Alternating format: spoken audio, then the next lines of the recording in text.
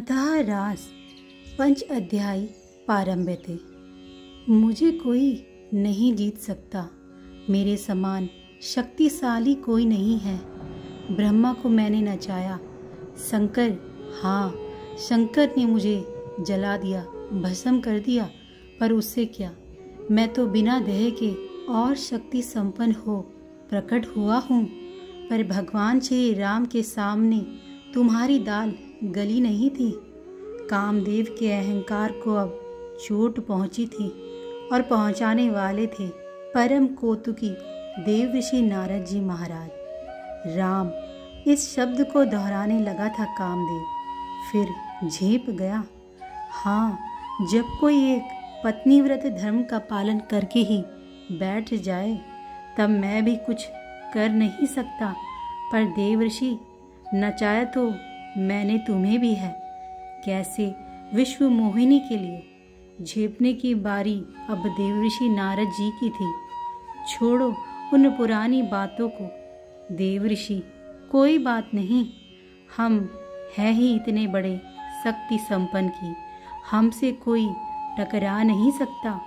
हम सारे जगत को एक इशारे में नचाते हैं। कामदेव, कामदेव नाम है मेरा। अहंकार बढ़ना स्वाभाविक था इसका, इतना अहंकार शोभा नहीं देता।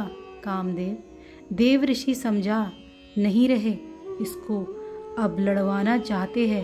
एक अच्छी खासी लड़ाई अब होने वाली है जिसे ये ब्रह्मांड देखेगा। मेरे अहम को तोड़ने वाला कोई हो तो बताओ। कामदेव ने कहा, चलो मेरे साथ, आज ही मिला देता हूँ तुम्हें उस भूमा पुरुष से।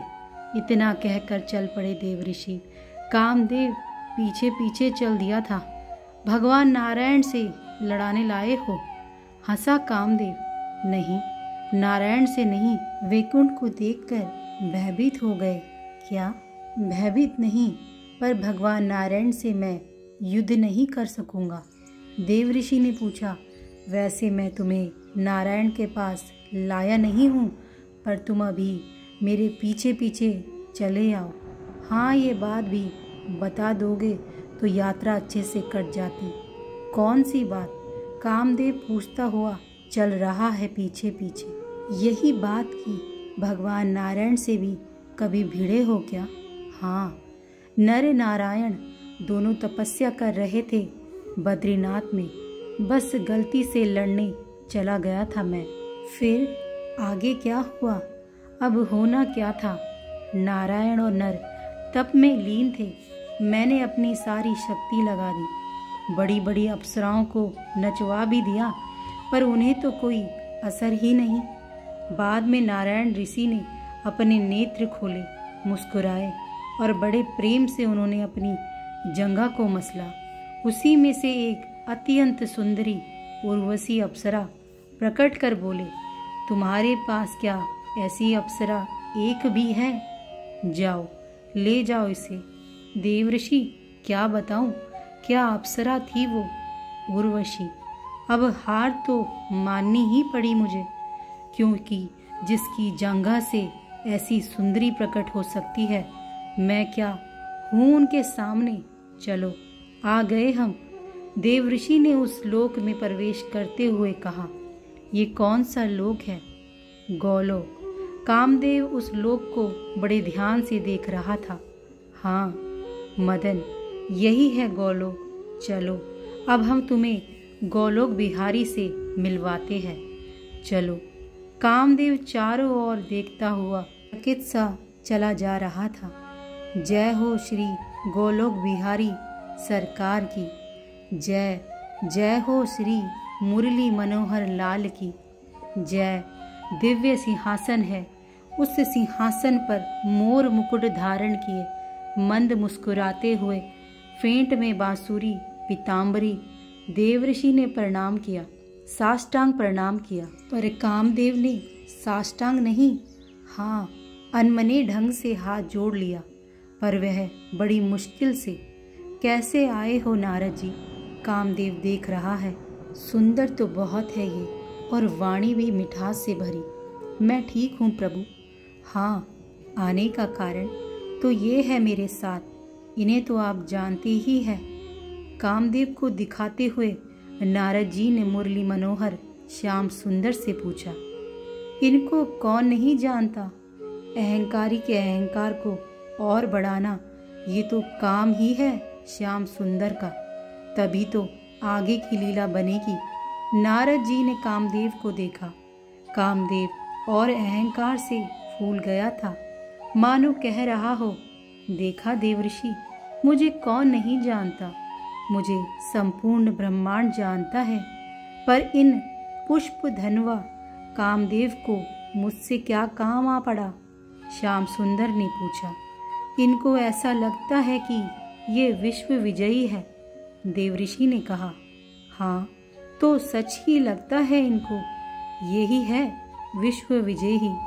श्याम सुंदर मुस्कुराते हुए बोले, ये आपसे युद्ध करना चाहते हैं क्योंकि बस आप ही बचे हैं। देवऋषि ने बिना लाग लपेट के मुख्य बात जो थी कह दी। हंसे श्याम सुंदर, उनकी हंसी पूरे गोलोक में गूंजी थी। तो कैसा युद्ध करना चाहते हो कामदेव? श्याम सुंदर ने तो ये भी पूछ लिया, कैसा युद्ध? मैं समझा नहीं। कामदेव ने देवऋषि की ओर देखा। 2 प्रकार के युद्ध है, एक किले का और एक मैदान का। श्याम सुंदर समझाने लगे कामदेव को, किले में सुरक्षा है पर मैदान में कोई सुरक्षा नहीं।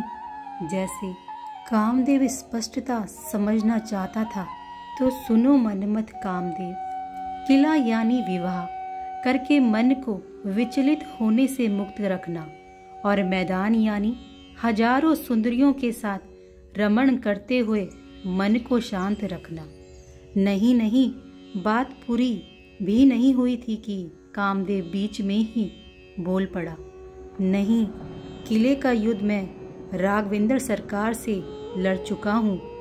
विधेय नंदिनी के साथ विवाह करके वो वन में रहते थे, तब मैंने बड़ी कोशिश की कि मैं उनके मन को विचलित कर दूं, पर वही जीत गए।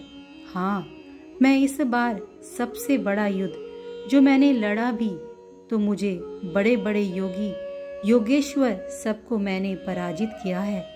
हे श्याम सुंदर, हे गोलोक बिहारी, मैं आपके साथ मैदान वाला युद्ध लड़ना चाहता हूँ। खुला संग्राम। कामदेव खुश था। तो ठीक है, फिर मिलना मुझसे वृंदावन में। मैंने अवतार लिया है और अब रासलीला करने वाला हूँ। मेरे साथ हजारों सुंदरियां होंगी, उनके साथ मैं अब रमण करने वाला हूँ। तुम आओ, तुम्हारा स्वागत है वृंदावन में। श्याम सुंदर ने अपने दोनों हाथों को उठाकर कहा, फिर ठीक है, अब हमारी और आपकी मुलाकात होगी वृंदावन में। इस बार तो प्रणाम भी नहीं किया कामदेव ने श्याम सुंदर को, और बिना देवऋषि को कुछ कहे चल दिया गोलोक धाम से। अच्छे से तैयारी करना कामदेव, कहीं तुम हार ना जाओ। नहीं, देखना देवऋषि, इस बार मैं ही जीतूंगा। और श्याम सुंदर के मन को मत नहीं दिया मैंने, तो मेरा नाम भी मनमत नहीं है। ये कहता हुआ चला गया मदन। इधर श्याम सुंदर मुस्कुरा रहे थे। हे वज्रनाभ, अब रास लीला का रस लो। ये दिव्य है, ये मधुर, अति मधुर है। भगवान शंकर भी इस रास के दर्शन करने गोपी बन के आए थे, पर ये बाबरा कामदेव लड़ने चला है श्याम सुंदर से। महर्षि सांडिल्य ने रास पंच अध्यायी की चर्चा छेड़ दी थी आज से। जय श्री राधा, जय श्री हरिवंश।